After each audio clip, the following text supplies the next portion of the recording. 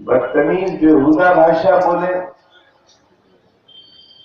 किसी राज्य का मुख्यमंत्री घटिया और लचर भाषा बोले, और अगर देश का प्रधानमंत्री ही घटिया बोले, गाली देने लगे, तो फिर देश का कल क्या होगा ये आप अच्छी तरह समझ सकते हो। और जो भुगत रहे हैं वो सबके सामने।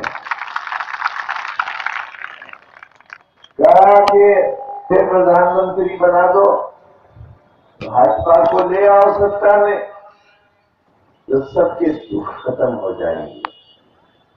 लोग वाकई बहुत दुखी थे और आज भी हैं। पूरी दुनिया दुखों से भरी हुई है और शायद ये बड़ा इम्तिहान है इंसान की जिंदगी दुनिया में। सारे धर्म इसे मानते हैं कि जो दुनिया में आया वो संघर्ष के लिए आया। जिन लोगों ने अच्छी तरह जिंदगी गुजारी उन्हें सुख नहीं मिला, लगे रहे काम करने में, परिवार बनाने में। लेकिन जो लोग बेशर्म और बेहया हुए, जिन्हें न धर्म की परवाह न इसका ख्याल कि औलादें कैसी होंगी, वो लोग खुशहाल रहे। लेकिन वो बहुत कम लोग हैं, दुनिया उन्हें याद नहीं करती। नहीं, ये दुनिया उनके लिए बनी है। मगर सच ये है कि अगर आप पूरी दुनिया पर नजर डालो, अखबार देखते हो, टेलीविजन देखो, हर तरफ आग लगी हुई है, एक दूसरे का दुश्मन है, मुंह से निवाला छीने लेता है, मारे दे रहा है बेवजह, एक दूसरे के खून के प्यासे हो गए। सबको मरना है, लेकिन अपनी मौत से पहले दूसरे की मौत का इंतजाम कर रहा है। ये हालात अगर रहे दुनिया भर के, तो दुनिया बहुत घाटे का सौदा कर लेगी। हमारा मुल्क हिंदुस्तान कभी सोने की चिड़िया कहलाता था। यहां इंसानी रिश्ते ऐसे थे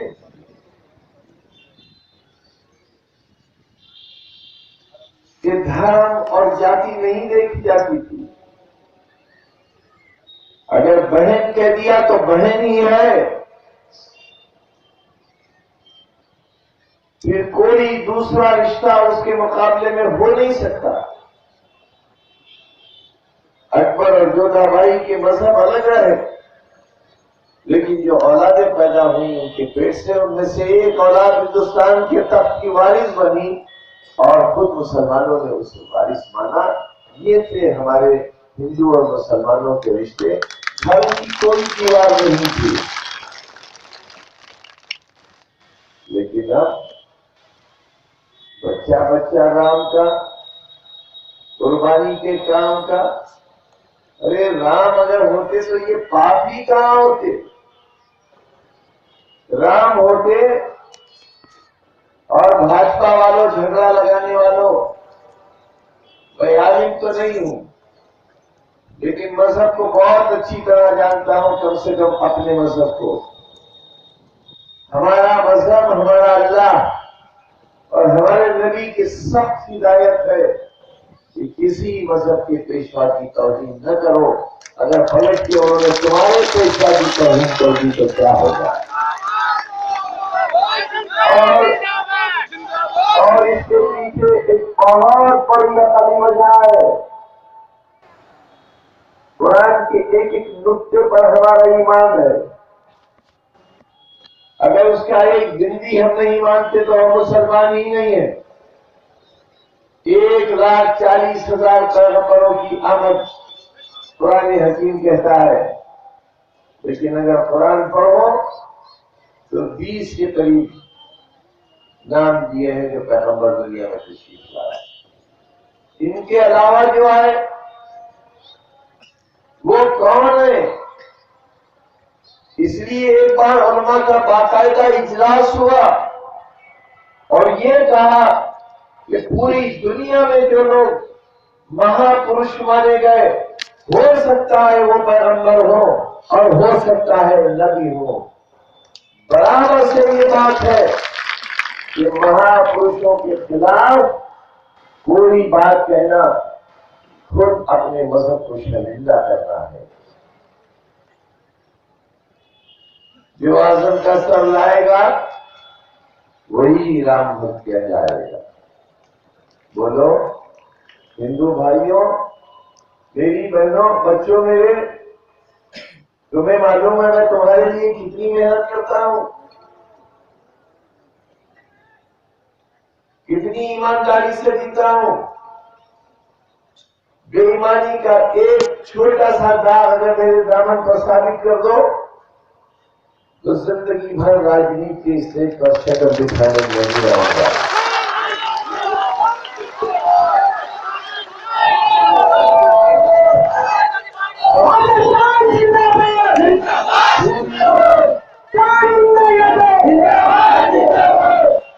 पूरी दुनिया में बस मेरा एक बैंक बैलेंस है अपना जाति, उत्तर प्रदेश विधानसभा में मेरी तनख्वाह का।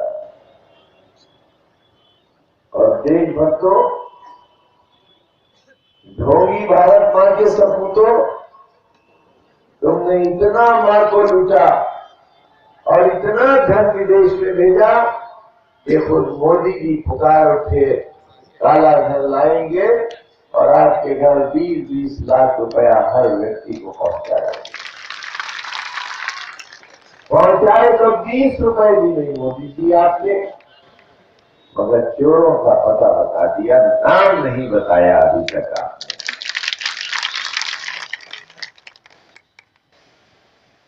किसी के घर जवान बेटी बैठी है, किसी की मां बीमार है, किसी के 4 बच्चों में 2 बच्चे अपाहज हैं, कोई कर्जदार है। निकल जाओ जरा इधर गोंडा बस्ती बहराइच और बिहार होते हुए आगे आसाम तक, आज भी 1/4 इंसान ऐसे हैं जिनके पैरों में जूता हुआ चप्पल नहीं। जूता तो बहुत बड़ी बात। मां के और बेटी बीवी के पास एक साड़ी से ज्यादा पहनने को नहीं है। मोदी जी, इन लोगों से जब आपने ये कहा कि 100 दिन के अंदर हर किसी के यहाँ 15 लाख से 20 लाख पहुंच जाएंगे, उन्होंने न जाने क्या क्या शब्द से जोड़ दिए। तुमने क्यों इतना बड़ा धोखा दिया, क्यों उनके जज्बात से खेले? अरे अगर ठगी करना थी विजय माल्या से की होती, अंबानी से की होती, अडानी से की होती, गरीब किसान को ये धोखा क्यों दिया, मजदूर को ये धोखा क्यों दिया? एक परिवार में 5 लोग वो हिसाब जोड़ते ही रह गए कि 20 लाख के हिसाब से 5 का 1 करोड़ रुपया।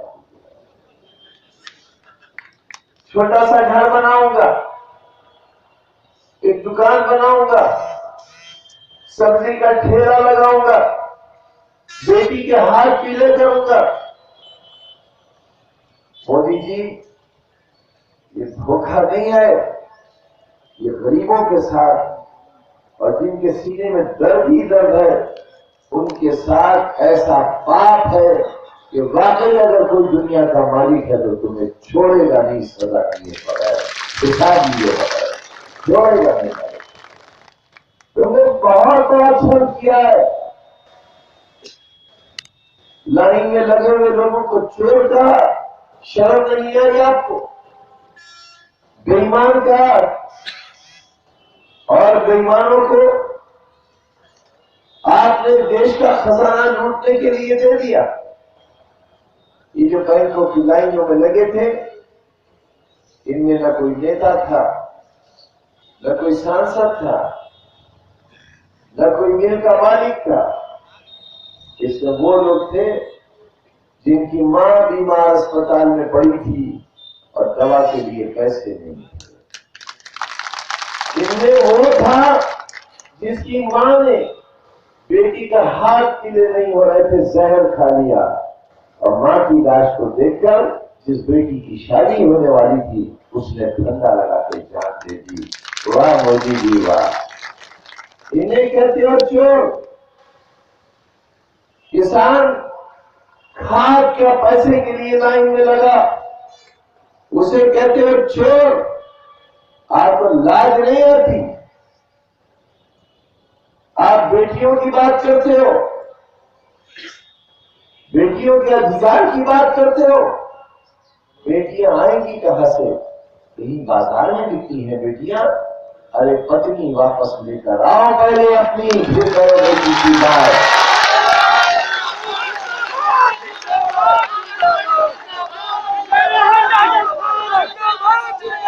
आमतौर पर आज भारत प्रशासन आरएसएस और भाजपा का है, लेकिन आमतौर पर यह माना जाता है कि आरएसएस के लोग शादी नहीं करते। अगर एक दिन ये सपना आरएसएस का पूरा हो जाए तो पूरा हिंदुस्तान आरएसएस, तो बच्चा तो पैदा हो गई नहीं। क्या होगा हिंदुस्तान का?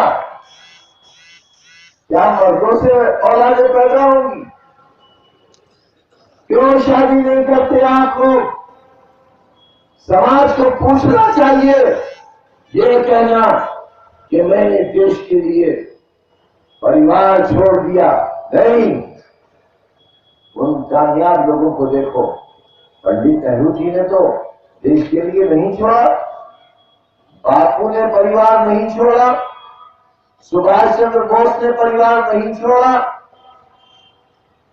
लाल बहादुर शास्त्री जी ने परिवार नहीं छोड़ा, इंदिरा गांधी साहिबा ने परिवार नहीं छोड़ा। अरे भाई क्या मामला है जो आप पत्नी को घर में नहीं रख रहे हो?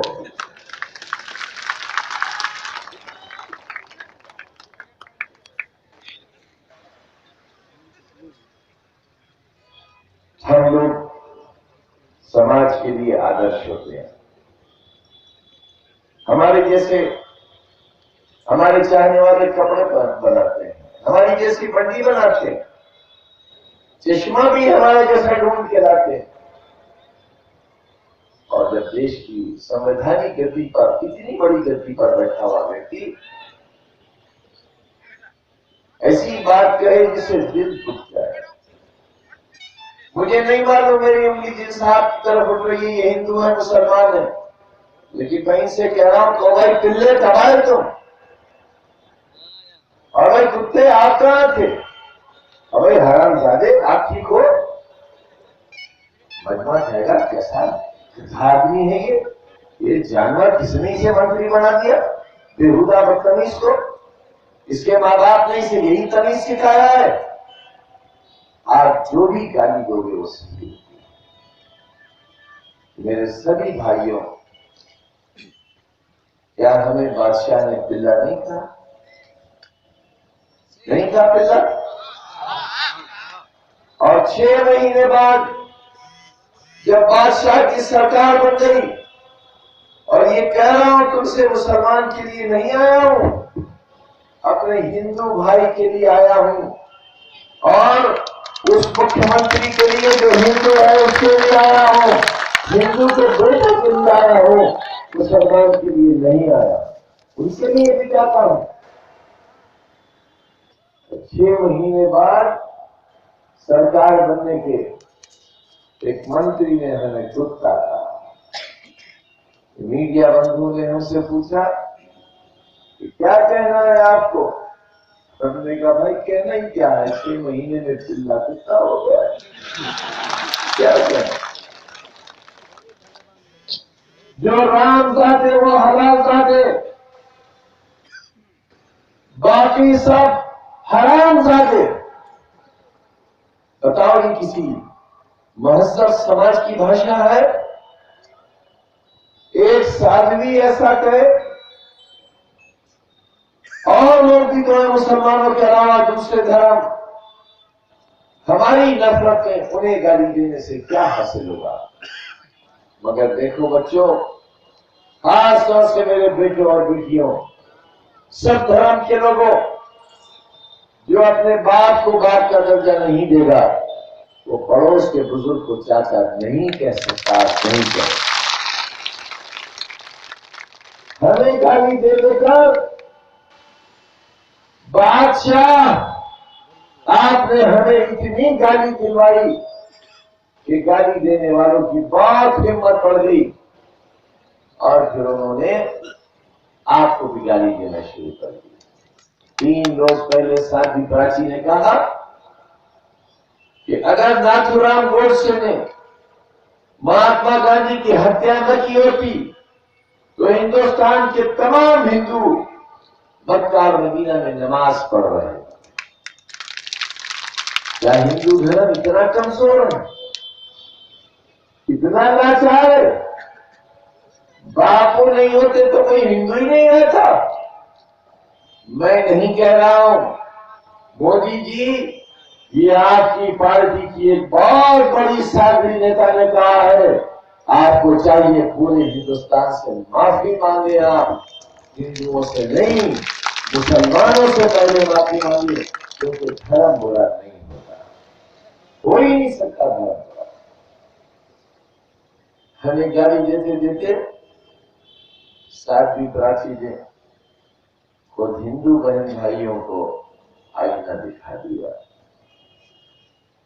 इनसे छुटकारा लो, यहां सब बराबर बराबर बैठे हो, गांधी से कान लगाए। अरे यही तो असल हिंदुस्तान है, यही असल हिंदुस्तान है। कितने लोग सफेद दाढ़ी वाले माशाअल्लाह बैठे टोपी लगाए, अपने विधायक के लिए। अगर इनकी रगों में नफरत का खून होता तो ये यहां क्यों आते? घर बैठ के बददुआ करते, हराने का इंतजाम करते, बाकी यहां बैठ के ताली बजाए। बहुत पीछे हटा दिया। हमको आप याद करके बताओ, 3 बार मुख्यमंत्री रहे, 3 बार नेताजी, 1 बार अखिलेश जी। इन 4 सरकारों में अगर किसी धर्म, किसी जाति के किसी व्यक्ति को एक शब्द की जिद उठाने वाला कहा हो तो बता, एक शब्द। बादशाह जब से तुम आए हो गद्दी पर, सिवाय लोगों को गाली देने और जलील करने के तुम्हारे पास कोई नुस्खा नहीं। आप इस कीड़े भी वो बता रहे हो जो मरने के बाद जिनका फायदा पहुंचेगा। तो भैया हमारी खबरें तो पक्की बनती नहीं है, और हिंदुओं की रात रहती है, उनका तो वो भी नहीं बनता। मोदी जी कोई ऐसा प्लान भी लाओ जो जिंदगी में फायदा पहुंचे, मरने के बाद पहुंचा तो क्या। रोज श्रद्धांजलि दिलाते हैं आप जवानों को, कब तक श्रद्धांजलि दोगे? किसी भी जवाब भी तो देना सीखो। श्रद्धांजलि दे तो रहोगे। 5 जवानों के सर उतार के ले गए पाकिस्तान वाले, और आप बगैर परमिशन और बगैर इजाजत के अफगानिस्तान से उड़कर नवाज शरीफ से याराना करने चाहिए। मोदी जी देश जानना चाहता है। मैं बहुत दिन से कह रहा हूं कि आपको ये बताना चाहिए आप क्यों गए, क्या तय हुआ उस दिन, कौन सी समस्या हल की आपने, इस समझौते के दस्तखत हुए। और ये बताइए, मैं बार बार कह रहा हूं, मेरा जवाब देने के बजाय भाजपा के लोग कहते हैं क्या तो हम फोटो पेश करें। मेरा निश्चित इंसान है आप पर कि आप जिस दिन नवाज शरीफ से मिलने गए थे, उस कमरे के अंदर ऐसे लोग थे जो हिंदुस्तान की सरहदों के दुश्मन है। अगर मैं गलत हूं तो आप जिस कमरे में बैठकर आपने बात की है, उस कमरे के चारों कोनों के फोटो देश देखना चाहता है। आपके अलावा, नवाज शरीफ के अलावा और कौन कौन लोग थे? धोखा मत दो बादशाह, धोखा मत दो। हिंदुस्तानियों को अपनी गद्दी के लिए परेशान मत करो। हमारे शहर के पड़ोस में आए मुरादाबाद में और बोले बहुत तंग कर रहे हैं मुझे विपक्ष वाले। मेरा क्या है, मैं तो फकीर आदमी हूं, झोला लूंगा चला जाऊंगा। मैंने सोचा अल्लाह, ये कैसा फकीर है, 2 साल में 80 करोड़ के तो इसने कपड़े पहन लिए। ये कैसा फकीर है? जानते हो इस फकीर की दास्तान? ये जो थैला है ना फकीर का, ये सारा माल इसी थैले में है। देखो मेरे भाई प्रतापगढ़ वालों, फकीर को जाने देना, लेकिन फकीर को थैला लेके मत जाने देना। इसमें बहुत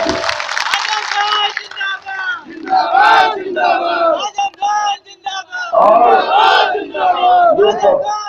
ये फकीर भी कैसे है? एक दिन मोदी जी को नेकी का अद्भुत सवाल हुआ। लाओ बड़े झूठ बोले हैं, 20 लाख देंगे, 1 साल में 2 करोड़ नौजवानों को नौकरी देंगे, 100 दिन के अंदर पूरे देश को 24 घंटे बिजली देंगे। सोचा लाओ, आज किसी मस्जिद और मंदिर की सीढ़ियों पर कोई फकीर बैठा होगा, कुछ दान करेंगे। एक अंधा फकीर, दूसरा अंधा, दे अल्लाह के नाम, दे भगवान के नाम। मोदी जी ने जेब में हाथ डाला, चवन्नी हाथ आई। जब डालने लगे तो देखा इसके प्याले में तो बहुत पैसे हैं। नीयत खराब हो गई, चवन्नी डाली, 3 रुपए उठा लिए। अंधा जो था, अंधा था फकीर। मेरे अजीजों, आंखें खोलो, वरना तुम्हारे प्याले की भीख भी ले जाएंगे लोग, जीने नहीं देंगे तुम्हें। आंखें खोलो, बहुत बड़ा फैसला करना है आपको। ये 2017 का विधानसभा का चुनाव नहीं है, ये 2019 का फैसला है, जिसमें पूरे देश को ठगा गया है। धर्म के नाम पर, जाति के नाम पर, आरएसएस के नाम पर पूरे देश को ठगा।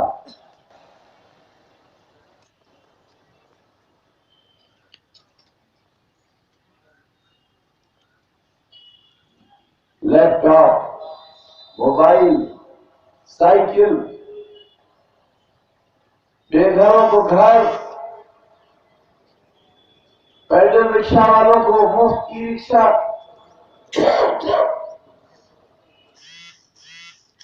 और सबसे बड़ा जीने का सुकून। क्या हुआ था गुजरात में? वो इतने बड़े सर वाले एक साहब हैं, वो भी और प्रधानमंत्री जी भी बताते चल रहे हैं, अपराध कोई बताए सो बताए, लेकिन देश के प्रधानमंत्री को तो ऐसी बात नहीं कहना चाहिए। भारत में नंबर 1 पर जिस राज्य में बलात्कार हुए, वो राज्य है मध्य प्रदेश, जहां बीजेपी का राज सबसे ज्यादा। और जब सबसे ज्यादा बलात्कार हुए थे, उस मुख्यमंत्री का नाम था उमा भारती। सजा देने के बजाय आपने उन्हें देश दे दिया, केंद्रीय मंत्री बना दिया। आंकड़े देखो, जो भारत सरकार के आंकड़े, उनमें पहले नंबर पर अपराधों में भाजपा सरकार, दूसरे नंबर, चौथे नंबर, 10वें नंबर और उत्तर प्रदेश 24वें नंबर पर। याद करो आप, बदायूं में एक बच्ची की लाश मिली थी,